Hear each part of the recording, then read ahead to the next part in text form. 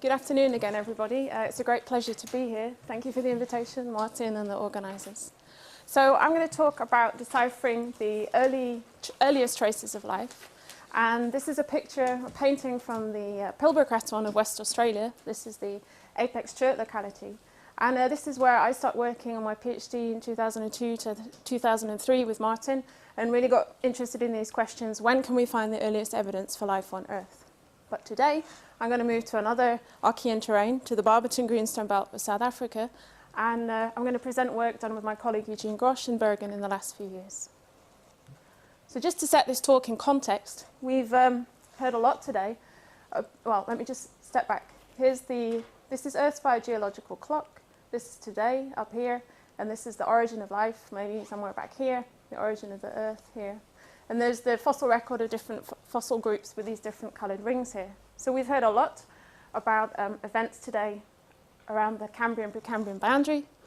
We just heard now about evidence from the Torridon and from Nick Butterfield pushing us back here into the Mesoproterozoic.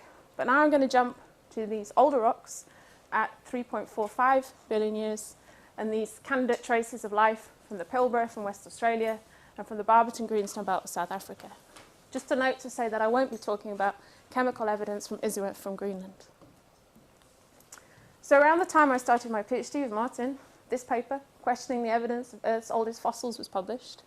And you may recall that this centered on these carbonaceous structures in this apex chert from West Australia, and things that were interpreted by Bill Schoff and colleagues as 11 taxa of oxygenic cyanobacteria.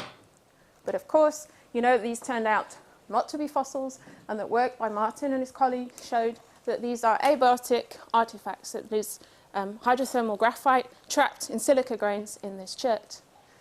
This debate became rather heated and has been referred to by some people as the cradle of crud, but jokes aside, this has had long-lasting implications for all of us who work on the earliest evidence of life on Earth.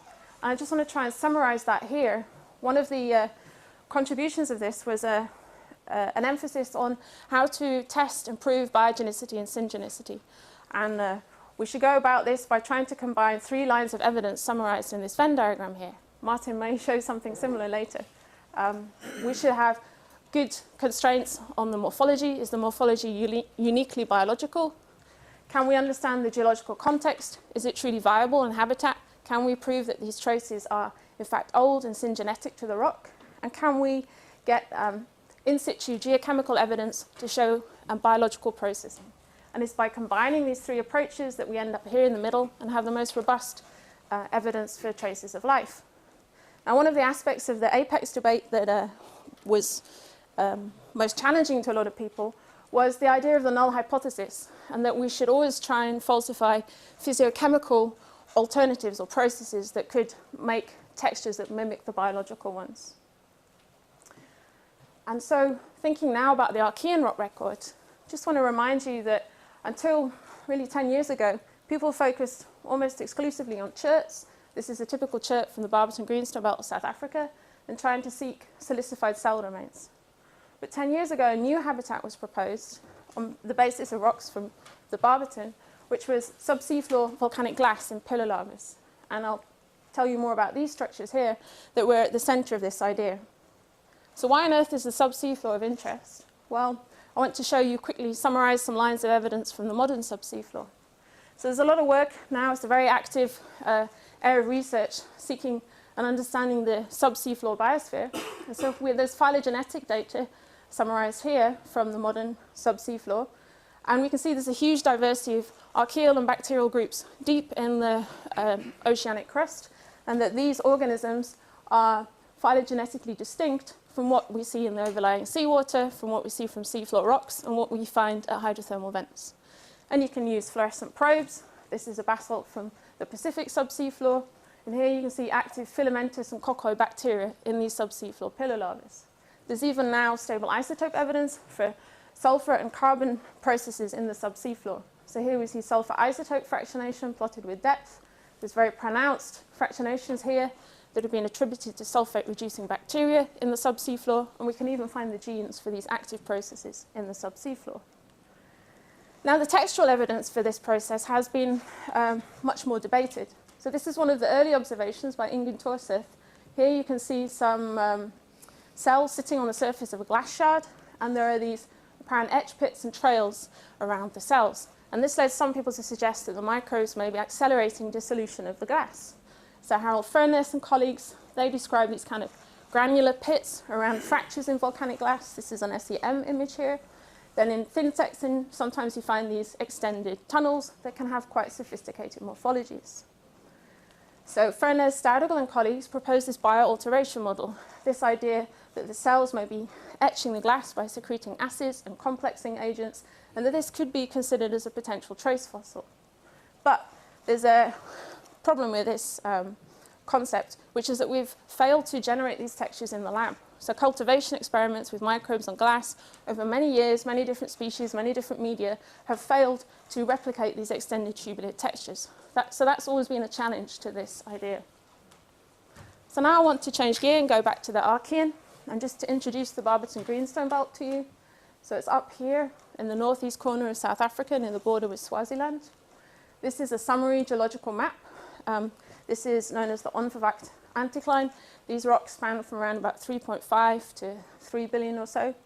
And I'm going to show you some rocks from here. This is the Komati River section. We did a drilling project here in 2008. I'm going to focus on pillar lavas at the White Unit, the Huguenot Formation, and some cherts from the Kronberg Formation in here. This is just an image of the Boxer pillar lava drill core that we obtained. Now, it was from these rocks on surface that Harold Furness and colleagues in 2004 published these textural remains. So this is titanite, calcium titanium silicate, and these clusters of filamentous structures are found in this metavolcanic glass assemblage. This is chlorite epidite quartz. And they compared the morphologies of these things to those tunnels in the recent volcanic glass. So that was one of their major lines for the biogenicity of these structures. The other was that they apparently found organic linings on the margins of these filaments, and that was interpreted as decayed cellular remains. But then they had some relative age constraints, basically that the cross-cutting metamorphic chlorite means that the structure was earlier.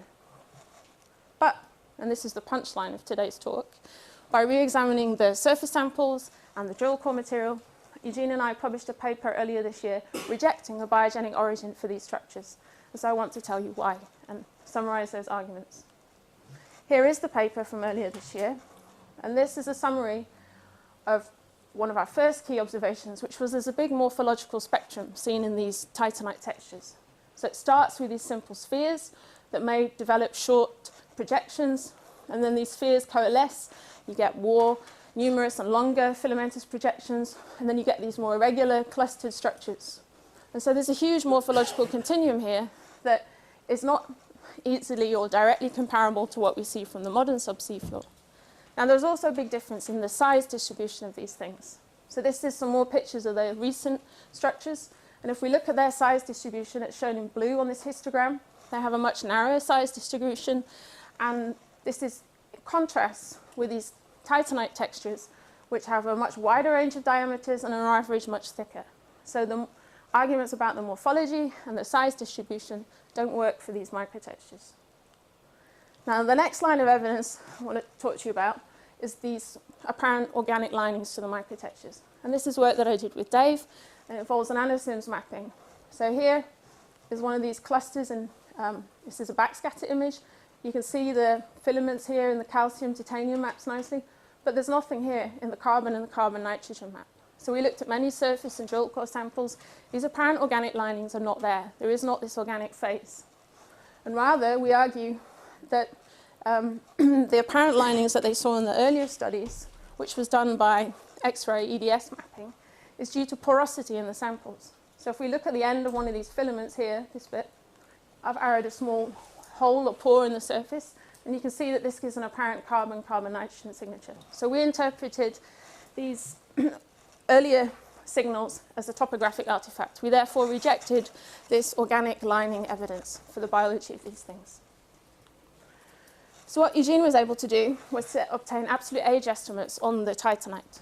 So here's a typical picture of the filamentous titanite structures, and this was done by laser ablation ICP-MS. And in the lower left, you see data collected by a single collector instrument, and it's plotted on a Terra-Wasberger diagram. And this yields a lower intercept age of around about 2.8 billion years. Now on the right is data collected by a multi-collector laser ablation ICP-MS. This is a more sensitive instrument, gives us an indistinguishable age, but with improved precision. Now, if you just think about this for a second, this is extremely worrying because the eruptive age of those host pillar lavas is 3.45 billion years. So this rejects the syngenicity of these titanite structures to the pillar lavas. Now, you'll remember that I told you about these Hornfelsic textured things in the drill core. So these are the simple spheres that are starting to develop projections. So we also dated these. And here again is some laser ablation ICP-MS data. And these Hornfelsic titanites give an indistinguishable age of around about 2.9 billion years. Now, if we plot all the lower intercept ages as a histogram like this, you can see here the spread of the titanite ages with an average around about 2.9 billion years. This is well clear of the seafloor alteration processes that we'd expect at around about 3.45 billion years. In fact, it's approximately 650 million years younger. Whoops. It's also distinct from the latest tectonothermal event in the Greenstone Belt around about 3.2. So on the basis of this age data, we rejected that these textures, they are not syngenetic to a bioalteration seafloor model. And it also strongly questions a biological origin. So in this paper, we propose an abiotic metamorphic origin for these microtextures. And there's good geological support for this. So this is a block diagram of the drilling project. And the textures come from the Huguenot Formation, this green unit here. And you can see that we intercepted a local mafic sill during the drilling project. So these textures occur in the contact aureole of this sill. And they are dated, this is a TIMS age of 2.96 billion years. So this is the age of titanite growth. You can see that this occurred in the contact aureole of this local intrusive body. Now, if we zoom in and look at these things on the thin section scale, and that's what is done here, this is a metamorphic mapping technique developed by Eugene and colleagues, and they're able to get temperature estimates for the chlorite surrounding the microtextures. So this is a cluster of these microtextures. This is a temperature map. The red is high temperatures, and the blues or the light greens down here, this is lower temperatures. Now, if we split these temperature estimates into two groups, a high temperature group shown by the dark blue in this map, and lower temperature group by the light blue, you can see that the filaments are best developed where in the low temperature with areas better developed at temperatures less than 350 degrees C. So this confirms that the filament growth is related to retrograde cooling processes in the contact metamorphic aureole. So these things have got nothing to do with Archean subsea floor bioalteration and are not helpful for reconstructing the early Archean biosphere. So where does this leave us? Well, we can go and have another look at the cherts in Barberton. And I think it's fair to say that the cherts in Barberton haven't received the same amount of scrutiny as, say, the apex and some of the other localities in West Australia. And this is a summary of some of the candidate microfossils that have been proposed from Barberton. So there's a range of coccoid structures. Some of these are a little bit questionable. There's a range of spindles that are quite enigmatic, possible filaments, and then these things that have been interpreted as deformed microbial mat fragments, rolled up mat fragments here. But if we think about that diagram, or that Venn diagram again from the beginning, the morphology of many of these is not fully understood. For instance, we don't know if these filaments are hollow or septate. The geological context of several of them is not well understood either, the extent of hydrothermal versus seafloor influence, and there's no in situ geochemistry from any of these places, so we don't have a good handle on metabolism.